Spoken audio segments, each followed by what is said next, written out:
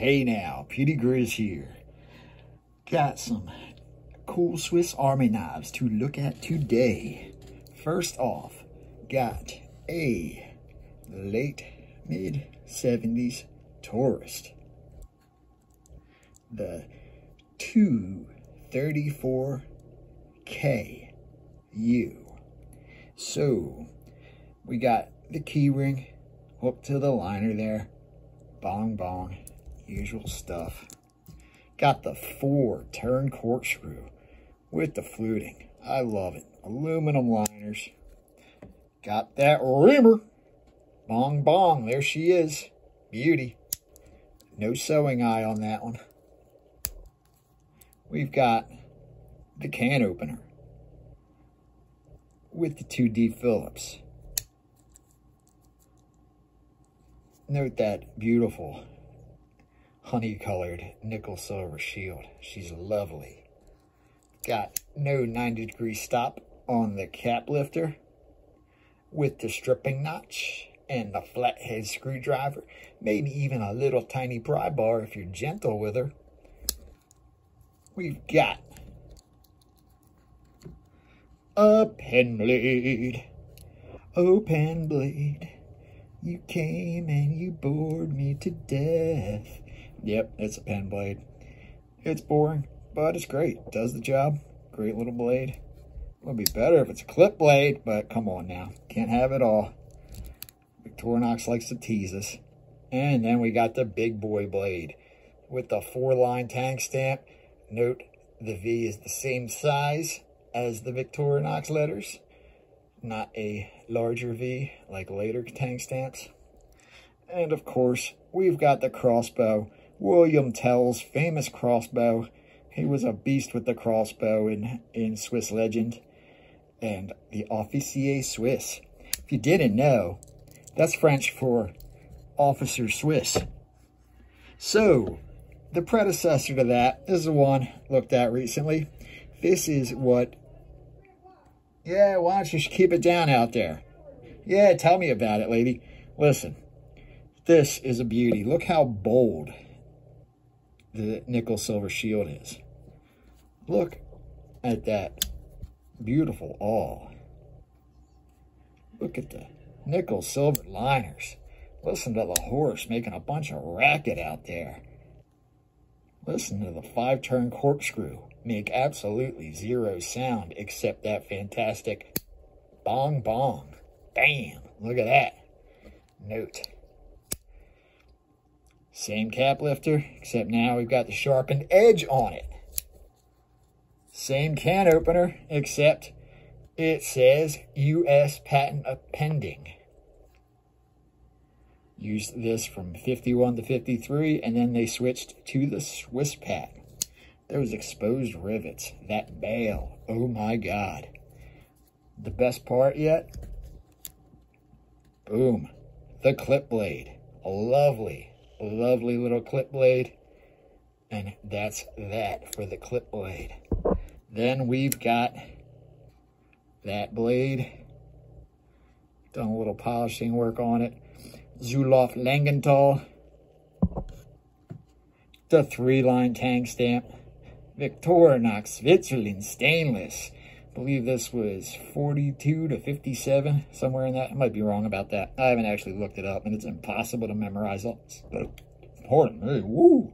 Like I said, if you can memorize all this stuff, you really need to get out in the sunlight once in a while.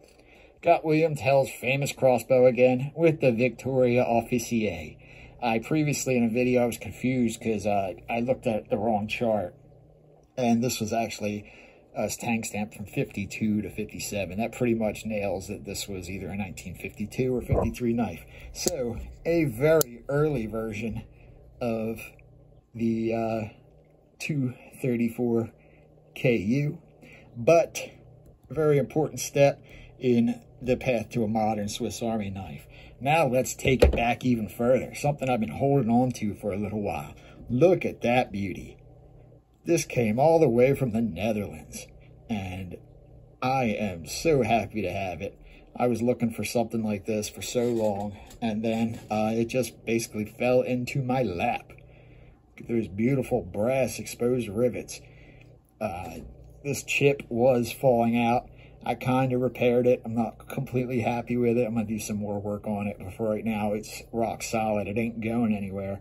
And the reason that tends to happen, especially on the horn scales, the horn scales dry out as they get aged. They kind of shrink, and then cracks form. And they're especially vulnerable when they're close to the edge and on a pivot point like that, because every time you pull that all out, it puts a little stress on that pin and it flexes within the liners, and that was just enough to chip that right there. So, but it's very solid now. She ain't going nowhere. Beautiful. Note the little thumb divot for the awl. Again, 5-turn corkscrew, nickel silver liners. Outstanding. I do not have the toothpick and tweezers for this guy because, you know, it's an old knife. This dates to sometime in the 1930s, most likely, possibly the early 40s, and it would be a miracle if those had survived. I don't know if it's because either the old tweezers and toothpick were narrower or that the scales have shrunk, but I cannot fit a modern set of scale tools into this guy. So let's look at that cap lifter.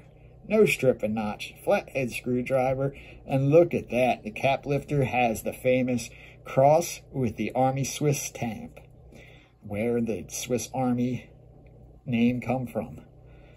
When soldiers during like World War II, American soldiers serving overseas find these knives, they called them Swiss Army knives because I believe the full name Officers und Sportsmesser was a little bit long for them. You know, German likes to combine a lot of words together. We've got the Warner style can opener, originally designed to open the side of the cans, then adapted later to open the top of the cans. A very effective can opener, unique design. The downside is you don't get the dual purpose. You don't get a screwdriver use out of it. You're not going to drive any screws with this guy. But I mean, you could rip some stuff up with it. I mean, you could probably shank somebody with it. Probably wouldn't feel good, would it? Next, we've got that gorgeous clip blade. And this thing's in fantastic shape. I'm sure it's been polished up, but she's a beauty. And this thing is hair-splitting sharp. It's got a great edge on it.